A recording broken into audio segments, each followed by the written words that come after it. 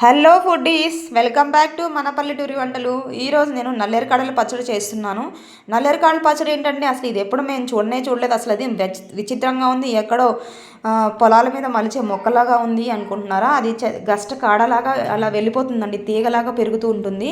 అది తినడం వల్ల కోరింత దగ్గు కానివ్వండి, లేదంటే మోకాల నొప్పులు ఎవరైతే సివియర్గా బాధపడుతున్నారో వాళ్ళు కానివ్వండి, ఇంకా చాలానే ఉన్నాయండి మెడిసినల్ వాల్యూస్. అవి నాకు కొన్ని తెలియదు, మా అమ్మ వాళ్ళు చెప్పారనమాట.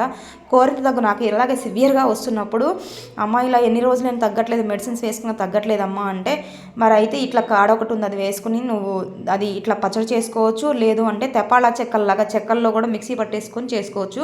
కానీ కొబ్బరి నూనె రాసుకొని చేయాలి ఏది చేసినా, లేదంటే గ్లౌజెస్ వేసుకోవాలి. ఆ పిండిలో మనం చేతులు పెట్టేటట్లయితే గ్లౌజెస్ వేసుకుని చేయాలండి. ఇలా నేను పచ్చడి చేసుకుని నేను 3 రోజులు తిన్నాను. అలాగే తెపాలా చెక్కల్లో కూడా వేసుకుని 3 రోజులు తిన్నాను. చాలా ఫాస్ట్గా తగ్గిపోయిందండి. పిల్లల నుంచి పెద్దల వరకు అందరూ తినొచ్చు. చాలా టేస్టీగా ఉంటుంది, హెల్తీగా ఉంటుంది. ప్రాసెస్ అయితే అన్ని పచ్చళ్ళని. Don't forget to subscribe and like.